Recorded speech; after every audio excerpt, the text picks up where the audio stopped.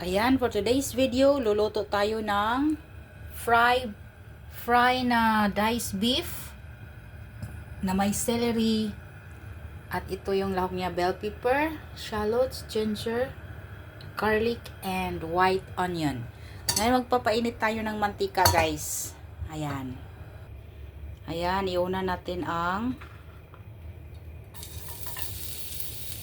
ginger.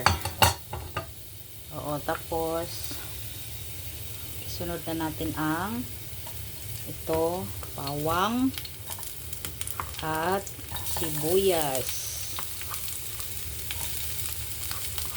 So, mamaya na yung itong bell pepper at saka itong white onion. Sabay natin yan sa celery. Ayan po. Haluin lang po natin ang dahan-dahan hanggang maging brown siya.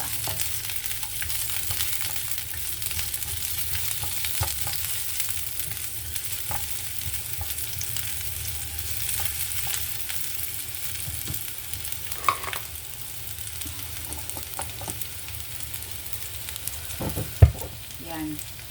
Palitin natin ang apoy. Ayan, inilagay na natin ang diced beef. Halo-haloin lang natin, guys, hanggang maging brown din siya.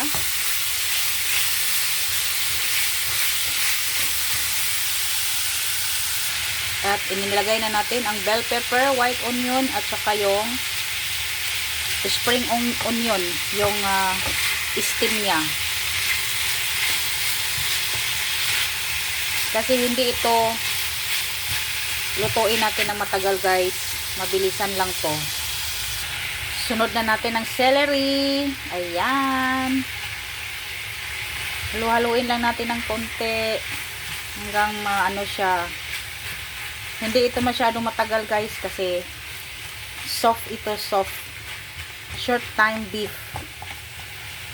Ayan. Napaka-colorful. Ayan, tingnan nyo. Ayan, lagyan lang natin siya ng kunting seasoning. Pampalasa po. O, kasi marinated na yung marinated na po yung beef. Yan.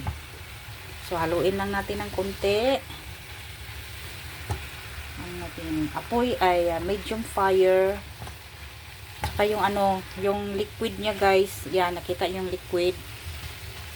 Patuyo-tuyo natin ng kunti para siguradong luto na siya.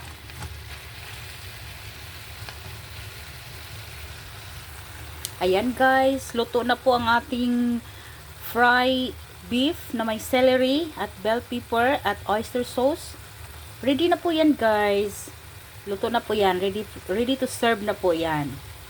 Ayan po. Thank you for watching.